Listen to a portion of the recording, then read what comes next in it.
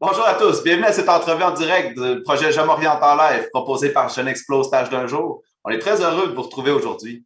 Mon nom est François-Xavier Arbeck, je suis conseiller d'orientation et l'animateur pour Jeune Explo. Il me fait plaisir d'animer cette entrevue avec vous. Vous savez, c'est une belle façon pour vous les jeunes d'explorer quelques métiers, des professions pour vous guider dans le processus de choix scolaire et professionnel. Cette semaine, on va parler de la mixité en emploi, qui vise à briser les stéréotypes et les genres associés à certains métiers et certaines professions de manière à favoriser l'égalité entre les hommes et les femmes en milieu de travail. Donc, on est en partenariat avec le secrétariat à la condition féminine Jeune Explo, qui s'engage à faire la promotion de la mixité en emploi. Vous savez, un métier ou une profession est considéré comme majoritairement masculin lorsqu'on y trouve moins de 33 % de femmes. Inversement, un métier ou une profession est dite majoritairement féminin lorsqu'il attire moins de 33 % d'hommes dans ses rangs. Donc, l'idée, c'est d'aller chercher un équilibre au niveau de la mixité en emploi. Aujourd'hui, pour lancer le grand retour de l'activité, on est très heureux d'accueillir Mme Laure, qui travaille pour Groupe Océan. Et je veux juste souligner tout au long de l'entrevue, les jeunes à la maison, si vous avez des questions pour notre mentor, merci de les écrire en commentaire. On tentera d'y répondre au cours de l'entrevue. Donc, sans plus tarder, bonjour Madame Laure. Allô? Comment allez-vous? Ça va très bien, toi? Ça va bien, merci. Pourquoi c'est important pour vous de participer à Jeune Explo? En fait, moi, depuis tout peu que je connais l'organisme Jeune Explo, avec les RH ici pour le groupe Océan, on m'a invité à participer à la journée où il y a eu les portes ouvertes le 21 avril dernier. J'ai vraiment eu un beau contact avec le groupe qui est venu visiter. J'ai pu parler de mon expérience, à quel point c'est important de faire des portes ouvertes, de faire comprendre aux jeunes c'est quoi notre métier, notre réalité, de partager notre passion aussi, autant pour notre métier en tant que tel que pour l'entreprise pour laquelle on travaille. Puis j'ai vu que dans la journée, plusieurs jeunes qui avaient les yeux brillants, qui c'était des métiers qui les intéressaient, puis je trouvais que ça pouvait faire une belle différence pour leur cheminement. Effectivement, là, donc ça vient vite là, en secondaire 4, je pense, secondaire 5, on doit faire un choix de carrière. Puis, on ne sait pas trop où aller, on n'a pas beaucoup d'expérience de travail. Donc, le fait de faire un stage d'un jour, par exemple avec Jeune Explo, qui offre l'opportunité d'aller explorer le terrain, permet de concrétiser puis vraiment de voir c'est quoi exactement la job, à quoi ça consiste, puis si c'est fait pour moi ou pas. Donc, on vous encourage, les jeunes à l'écoute, là, ou ceux qui vont nous écouter en télédifféré, de considérer de faire un stage d'un jour. Plus concrètement, quel métier exercez-vous? Présentement, depuis quelques mois, je suis agente de prévention santé, sécurité, environnement. Okay. C'est un nouveau poste pour moi. Je suis en train de terminer ma formation universitaire aussi rattachée à ce nouveau poste-là, en début d'été, en fait. Puis avant ça, j'étais soudeuse-monteuse pour le groupe Océan aussi. Donc, je connais bien mon entreprise depuis plusieurs années, même si c'est un nouveau poste pour moi. OK. Donc, c'est un nouveau poste que tu commences en tant qu'agente de prévention en santé, sécurité et environnement. Puis là, c'est des études universitaires. Est-ce que c'est un certificat ou c'est… Oui, c'est ça. Dans le fond, je fais un certificat justement en santé, sécurité à l'Université de Rimouski ici à Lévis. Je sais qu'il y a plusieurs certificats aussi qui est possible de faire en ressources humaines ou quoi que ce soit pour accéder à un poste justement en santé, sécurité. Mais pour moi, c'est ma formation que j'ai faite. Intéressant. Est-ce qu'il est spécialisé plus en maritime ou c'est vu qu'il est à Rimouski, je ne sais pas. Mais… Non, même pas. C'est vraiment at large, c'est général un peu pour tous les domaines. On apprend vraiment sur un peu de tout, ce qui peut être ergonomie, ça peut être santé psychologique, ça peut être question EPI. Donc, c'est vraiment pour tout, là. OK. Et puis, chez Groupe Océan, tu as travaillé aussi comme 6 ans d'expérience comme soudeuse-monteuse. Est-ce que tu vois comme c'est un palier, tu sais, c'est un peu différent, là, l'agent de prévention en santé et sécurité et puis le job de soudeuse-monteuse. Comment tu vois ça? En fait, moi, ça s'est fait, je dirais, somme toute, assez bien. J'avais toujours un intérêt pour la santé et sécurité, de travailler d'une bonne façon, de faire les tâches un peu comme, pas être la maman de quelqu'un, mais d'avoir un bon contact avec les gens, de vouloir faire attention à mon entourage. Puis on m'avait incité à aller dans le comité santé-sécurité à titre de travailleur. Donc, déjà en tant que soudeur, je pouvais quand même avoir un impact sur nos conditions santé-sécurité, puis être capable d'avoir un petit plus, en fait, pour mon milieu de travail, là. OK, OK. C'est pas parce que, tu sais, ce que je vois là, c'est pas parce que tu n'aimais pas le travail de soudeuse, mais il y a eu un changement de carrière qui était comme naturel après 6 ans, puis d'aller travailler dans un autre, plus au niveau de la santé-sécurité, puis s'occuper des gens. Exact. J'avais envie d'avoir un défi supplémentaire, en fait. J'aimais vraiment beaucoup la soudure et j'aime encore beaucoup la soudure. Je vais sur le terrain, je regarde les travaux qui se font, puis je m'intéresse beaucoup à ce qui est fait. Mais le côté humain, j'avais déjà étudié en soins infirmiers, en sciences humaines, puis j'étais vraiment intéressée par le côté communication humain. Je trouvais que c'était un beau domaine qui pouvait justement marier un peu tous mes intérêts, mes champs d'expertise, si on peut dire. Puis ça a été une belle porte ouverte pour moi. Intéressant. Parce que ce n'est pas les mêmes attitudes, là. Donc, quand on est soudeuse, c'est un travail de précision, minutieux, on travaille avec des outils. Tandis que quand on est agent de prévention, l'objet de travail, c'est plus des personnes, où est-ce qu'on va miser un peu plus sur la communication avec les employés, puis la prévention, c'est bien évidemment. Oui, c'est ça. C'est un peu différent, mais ce qui est bien en tant qu'agent de prévention, c'est qu'on fait beaucoup de terrain. On est très, très près des gens sur le milieu de travail directement, en assistance avec les conseillers, coordonnateurs, formateurs qui sont aussi pour le groupe Océan. On vient partout. Fait que pour ça, moi, c'est ce qui m'intéressait de ne pas être juste dans un bureau. Je suis quelqu'un qui est très manuel, très terrain, donc avoir le contact avec les gens, faire la communication, mais aussi être près de mon milieu, dans le maritime. Je me promène sur les bateaux à tous les jours. Pour moi, c'était le meilleur des deux mondes. Exactement. Là. Donc, on n'est pas pris nécessairement dans un bureau. Tu peux être agent de prévention en santé et sécurité directement sur le chantier, le travail. Oui. Puis en plus de ça, tu as travaillé 6 ans comme soudeuse-monteuse. Fait que tu sais un peu à quoi ça ressemble la job que la personne est censée faire. Oui, c'est ça. C'est ce que les gens aiment beaucoup sur le terrain, puis il y avait envie que je continue dans la compagnie pour être capable de comprendre ce qu'ils vivent, de comprendre le milieu de travail, d'être capable de travailler avec eux pour trouver des meilleures façons de faire, des fois de travailler plus sécuritairement, mais d'avoir un œil santé-sécurité, mais l'œil aussi du travailleur qui a déjà fait les tâches en question. Est-ce que le domaine de travail, ou ce que tu sais, est-ce que c'est mix? On pourrait-tu dire qu'il y a la mixité en emploi? Pour le poste de soudeur-monteur, je dirais que c'est plus un poste qui est relativement masculin. On en voit de plus en plus dans plusieurs de nos unités. Il commence à avoir quelques filles. Si je regarde pour mon poste comme en santé-sécurité, dans notre équipe de travail, on est 10. Puis on est 5 filles, 5 gars. Fait que ça, c'est OK, donc c'est paritaire, c'est égal. Oui. Puis, par contre, dans le métier de soudeur, là, il y avait vraiment un débalancement. Oui. Plus d'hommes que de femmes. Mais les femmes ont intérêt, surtout s'ils ont un côté terrain, un côté manuel, comme toi, d'aller vers ce genre de métier-là, n'est-ce pas? Oui, puis la porte est très grande ouverte aussi. Puis c'est sûr que c'est des métiers des fois qui sont c'est plus physique, c'est quelque chose qu'on travaille beaucoup de nos mains, c'est manuel. Ça dépend des aptitudes de chaque personne. Autant qu'il peut y avoir des hommes qui ne seront pas intéressés par le travail manuel, que les femmes peuvent être très intéressées via le travail manuel. Ouais. Puis la place est là pour eux autres aussi. J'ai eu une très belle approche, les gens sont accueillants. Puis c'est sûr qu'il y a des choses qu'on a plus de difficultés, mais on a aussi d'autres aptitudes que certaines personnes n'ont pas. Donc, ça fait un super de beau mix dans l'équipe. Puis il y a beaucoup de place pour les coups de main, l'aide et l'apprentissage. OK, oui, c'est ça, je voulais savoir. Par rapport à l'environnement, est-ce que tu as vécu, tu sais, il fallait-tu, tu sais, on a des stéréotypes. On a la femme, elle n'est pas supposée de travailler manuellement. Puis l'homme, c'est lui qui travaille avec les outils et qui est fort. Mais est-ce que tu as vécu de la difficulté ou est-ce que c'était dur de face à face? Non, moi, ça a quand même bien été. C'est sûr, je suis une personne qui est quand même un peu gênée de nature. Ça a été de briser cette barrière-là parce que avec un milieu d'hommes, ben, des fois, c'est l'humour. Le type d'humour est différent. Des fois, ça va être c'est vrai. les jokes, des choses comme ça. Mais sérieusement, ça a été super. Les gars sont là pour vraiment nous aider. Puis souvent, j'étais la petite sœur. Tu as besoin de quelque chose, on est là. Puis s'il y a quelque chose qu'on a plus de difficultés ou qui est plus minutieux, souvent l'œil de la fille est plus aiguisé. Là, j'étais comme, hey, viens nous aider, on a besoin de toi. C'est une belle accueil. Oui. Donc, le milieu là, chez Groupe Océan, on voit que les gens étaient très présents, très réceptifs, très ouverts.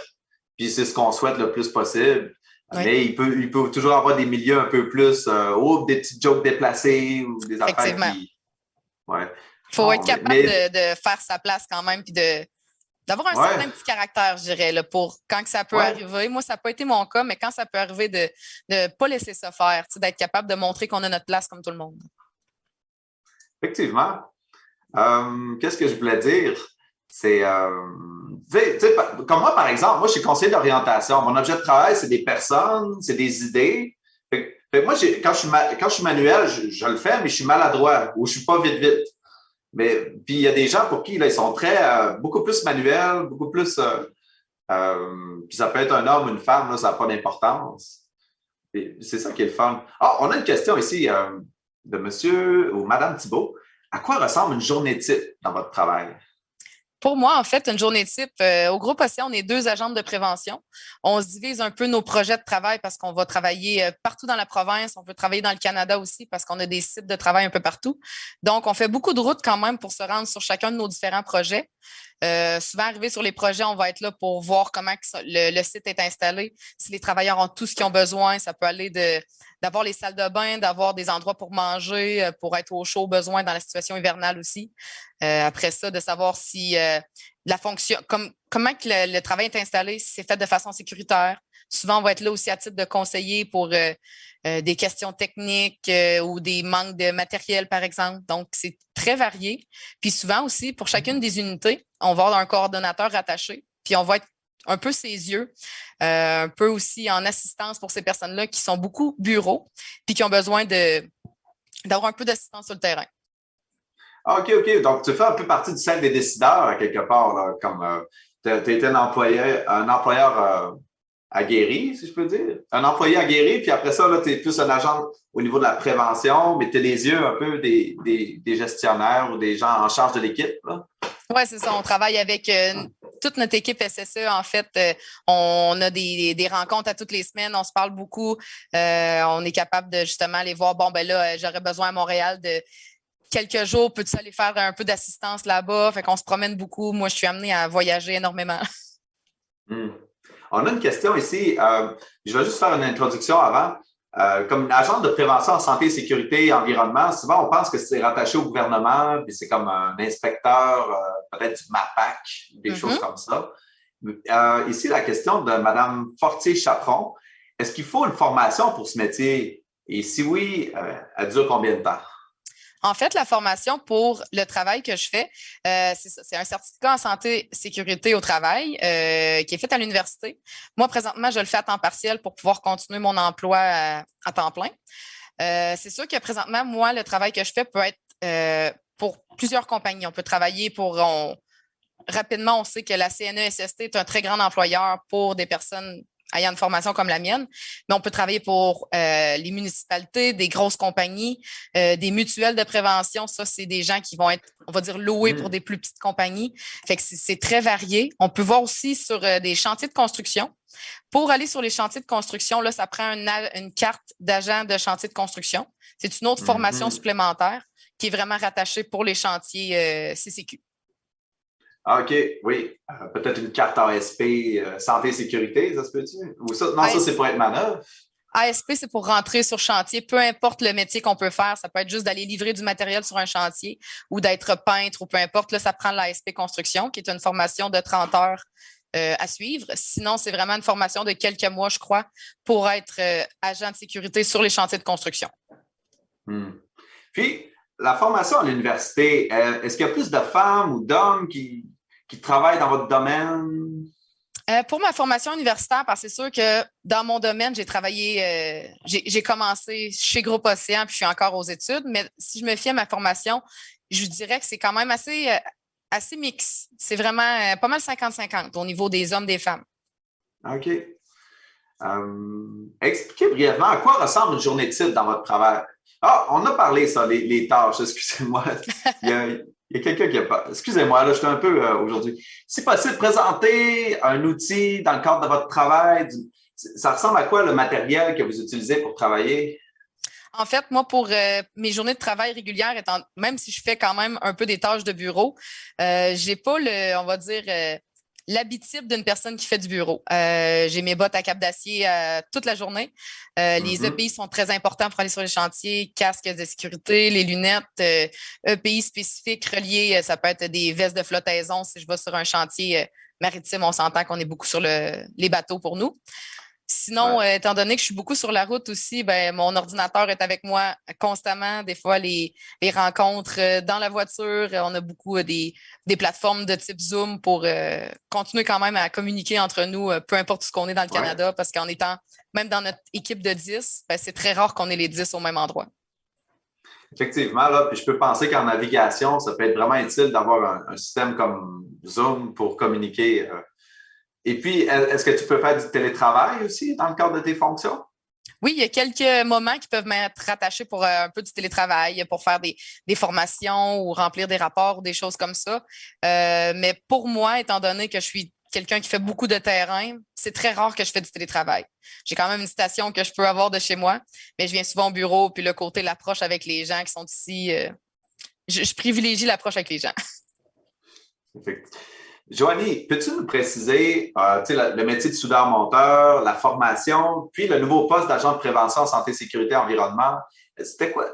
On a parlé un peu de la formation en santé, sécurité, mais quelle formation as-tu faite au départ? En fait, moi, j'ai fait un cours en soudage-montage. Ça a été vraiment... oui, exactement, un DEP au professionnel. Ça a été... j'ai fait étudiant d'un jour. C'était pas avec Jeune Explorateur, mais ça a été vraiment d'essayer le métier, en fait, pour savoir c'est quoi j'allais aimer, parce que j'avais fait essayer mécanique, électro, donc c'est très enrichissant de faire une journée, en fait, comme ça. C'est ça qui peut aider un peu, je dirais, à nous centraliser sur notre parcours, là. Oui, c'est ça. Donc, l'établissement dans l'école où tu étais, tu avais l'opportunité avec la commission scolaire ou le centre de service scolaire, tu avais la chance d'aller visiter un milieu de stage. Puis tu dis que tu avais fait un DEP en électromécanique ou tu avais fait un stage d'un jour en électromécanique? Oui, c'est ça. En fait, moi, j'étais pour la commission scolaire des navigateurs, puis c'était, je vais essayer le plus de métiers possible vraiment sur le terrain. On m'a fait essayer les systèmes machines. Après ça, j'ai essayé de faire un peu de soudure. Puis c'est vraiment en essayant, puis concrètement, que j'ai pu faire mon choix après ça. Puis là, le parcours, le choix de scolaire, c'est quand tu as su réellement que tu étais fait pour ça dans la vie? Moi, ça a été un parcours assez tumultueux un peu. J'avais aucune idée au secondaire qu'est-ce que j'allais faire comme métier. J'ai fait beaucoup de démarches d'orientation. J'avais trop d'intérêt, puis je savais pas où centraliser mes choses. J'ai fait sciences humaines. J'ai fait soins infirmiers avant de faire mon DEP. J'ai complété mon DEP. J'ai travaillé ensuite en soudage-montage pendant plusieurs années. Puis en commençant après ça à être dans le comité santé-sécurité, j'ai vraiment trouvé que c'était une belle porte pour moi, mais je pouvais pas assez faire de projets. Je n'avais pas assez de temps pour vraiment avoir d'impact en santé et sécurité. Puis, il y a un des coordonnateurs, justement, celui de l'unité pour lequel que je travaillais, trouvait vraiment que j'avais une belle approche avec les gens. Il aimait de la façon que je travaillais. Puis, lui, c'est un cours qu'il avait déjà fait. Puis, il m'en a parlé de son parcours, de comment ça fonctionnait. Puis, j'ai vraiment aimé son approche, puis de la manière qu'il me transmettait sa passion. Je me suis informée. Puis finalement, j'ai vu que cette formation-là se donnait dans une université près de chez moi. Puis c'est vraiment là que je me suis inscrite puis que j'ai aimé ça. Puis aujourd'hui, je suis dans l'équipe de cette personne-là, ce fameux mentor-là qui... ça a été super pour moi, là. Parfait. Ça, c'est super. Puis ça n'a pas été... je veux dire, l'inscription à l'université, il y avait des petites étapes pour l'admission, mais ça n'a pas été trop compliqué. C'était pertinent, tu étais éligible au programme. Oui, exactement. Moi, c'est sûr que j'avais fait une formation préuniversitaire au collégial. Donc, j'ai pu rentrer dans mon programme universitaire sans test particulier ou sans préalable. Mais il y a aussi une admission qui peut être pour les adultes avec certains préalables à avoir, un test de français pour mise à niveau. Mais il y a quand même des belles portes ouvertes. Puis, c'est pas un programme qui est contingenté non plus. Il y a beaucoup d'entrées. Puis, à toutes les sessions aussi, on peut rentrer l'été, l'automne. Donc, il y a beaucoup de place. OK, donc on peut rentrer au trimestre d'automne, au trimestre d'hiver qui commence en janvier. Oui. Puis effectivement, là, il y a des préalables, des exigences qui sont demandées au collégial, comme l'épreuve uniforme de français, qui est généralement en troisième session de français du cégep préuniversitaire. Ouais.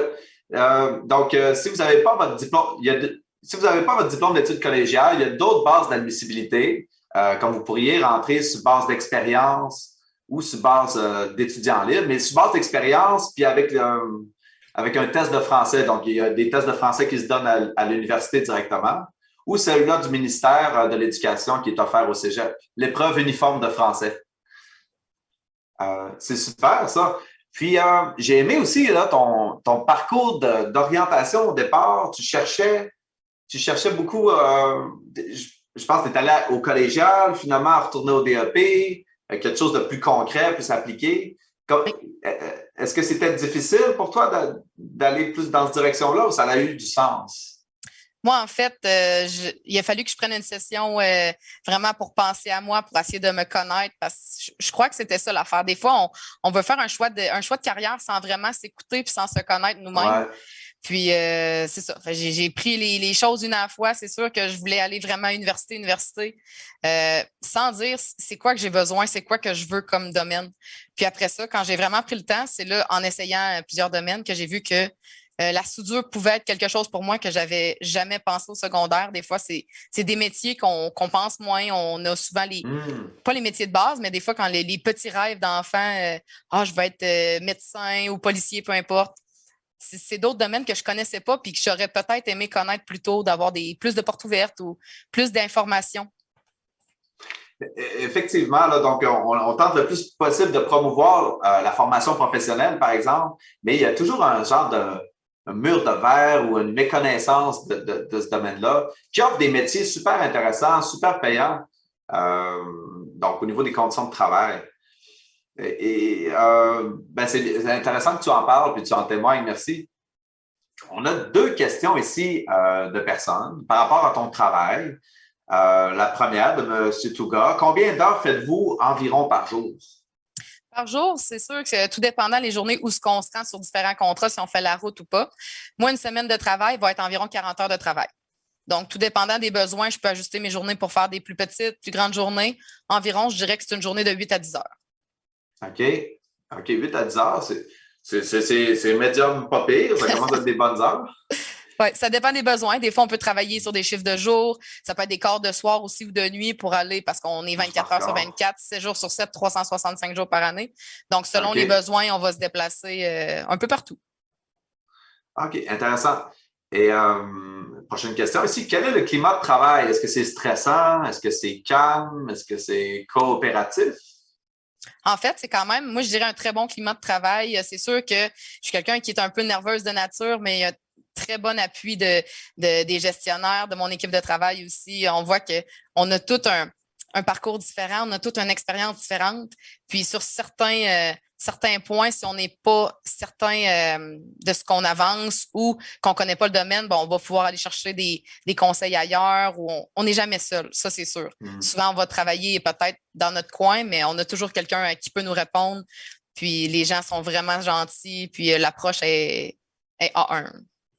OK, intéressant. C'est une question d'être bien entouré, de ne pas hésiter à poser des questions, même si on est gêné. Les gens sont prêts à instruire ou à donner des indications comment faire les choses. Oui. Puis, c'est bien ça, tu as été bien entouré, c'est ce que je présume. Oui, vraiment. C'est excellent. Prochaine question. Quels sont les secteurs d'activité possibles dans votre domaine professionnel et quels sont les employeurs potentiels? Les secteurs d'activité sont très, très variés. C'est un domaine où ce qu'on peut... chaque entreprise, normalement, des grandes entreprises vont avoir plusieurs comités de santé et sécurité, que ce soit pour de la formation, que ce soit pour conseiller, coordonnateur, agent de prévention comme moi. Dans les grandes multinationales, il va y avoir plusieurs personnes qui vont faire ces différents postes-là. Dans des plus petites compagnies, on va en avoir un peu moins. C'est ça, il va y avoir des mutuelles de prévention qui vont aller dans chacune des compagnies, puis après ça, faire un certain suivi ou service conseil. Mais autant dans les compagnies de construction, souvent, c'est ça qu'on pense en premier. La construction, ils ont des agents de prévention, mais ça peut être pour les municipalités, ça peut être en pharmaceutique, ça peut être en hôtellerie, en alimentaire, il y en a vraiment partout. Dans tous les secteurs, il y a une multitude de places des entreprises, peut-être plus dans les grandes entreprises, ou ceux qui sont rattachés au gouvernement ou au municipal. Oui. On voit que ça touche. Puis, c'est aussi un travail, on dirait, qui touche les décideurs dans une entreprise, hein, parce que vous êtes quand même les yeux, puis vous expliquez aussi qu'est-ce qu'il en est. Oui, c'est ça, on est très près du terrain, puis c'est ça qui est bien. On va souvent être apporté à avoir notre œil, en fait, il est vraiment utilisé, puis après ça, on va prendre des décisions, on va essayer de faire des changements avec ce qu'on va avoir constaté sur le terrain, avoir des modifications ou même sortir aussi ce qui est très bien fait, puis être capable de verbaliser, en fait, ce qu'on voit sur le terrain. Excellent. Puis là, je te parle parce que tu as 2 chapeaux, mais mettons pour le poste de soudeuse-monteuse, est-ce qu'on te décernait certaines tâches en fonction de ton genre? Si oui, lesquelles? Puis dans ton nouveau poste aussi. Dans mon poste comme soudeuse-monteuse, c'est sûr qu'il y avait des tâches des fois vraiment plus physiques, un peu plus difficiles, on va dire. Souvent, ben, je suis quelqu'un qui est quand même assez manuel, mais j'avais besoin d'un coup de main. Donc, les hommes étaient toujours là pour me donner un coup de main. Tout ce qui était peut-être dextérité fine, motricité fine, des petites choses un peu plus délicates. C'est quelque chose que moi, moi, j'aimais beaucoup faire. Puis, il y a quand même certains collègues, gars aussi, qui adoraient faire ça, qui étaient très bons. Mais j'étais vraiment celle à qui les tâches étaient données. Ah, c'est intéressant, ça. Donc, on peut voir une dextérité un peu plus fine, pas nécessairement par genre, mais c'est-tu vrai, ça? Tu sais, j'ai entendu ça quelque part. Les soudeurs, souvent, ils ont un souci de précision un peu plus. Ils font des lignes plus droites au niveau de la soudure. C'est des choses que j'entends aussi sur le terrain, qu'on est vraiment plus appliqué, on va dire. Ouais. Ah, OK, bon. Intéressant. Oui, on peut juste le dire de façon empirique. Là, on ne peut pas le généraliser à tous. C'est ça qui est dangereux, puis on rentre dans les préjugés, puis la démagogie. Prochaine question. Vous êtes-vous été bien intégré? C'est mal écrit, ça. Êtes-vous bien intégré dans votre équipe de travail majoritairement de sexe opposé? Dans mon équipe, en tant que soudeuse-monteuse, ça allait quand même bien. Oui, puis on parlait de l'humour un peu différent, les contacts peuvent être différents. Oui.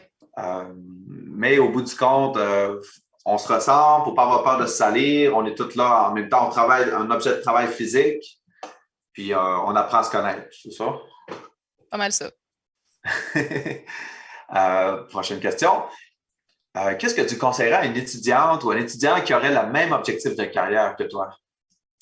En fait, d'avoir un objectif de carrière qui ressemble au mien, à la base, je dirais vraiment de se centraliser sur soi et de vraiment apprendre à se connaître parce que c'est la base. C'est quelque chose qu'on va faire 40-50 heures par semaine, qu'on va faire pendant tellement d'années. Il faut vraiment faire quelque chose qu'on aime nous-mêmes, de ne pas essayer de plaire à d'autres, puis de vraiment faire quelque chose qui va nous passionner, en fait. Là. Fait que de prendre le temps puis d'apprendre constamment parce que je n'ai pas fini d'apprendre. Je vais peut-être faire d'autres certificats dans le futur pour continuer mes connaissances, mais d'être ouvert à connaître, d'être ouvert à l'expérience puis de ne pas avoir peur de faire sa place. Effectivement. Puis, comme tu as fait, toi, avec le DEP, c'est pas parce qu'on choisit un DEP qu'on va s'arrêter à faire de la soudure pendant 30 ans. On peut choisir d'avancer, monter les échelons, comme tu as fait. Puis, il y a des ouvertures qui se présentent puis qui va te faire progresser dans ta carrière.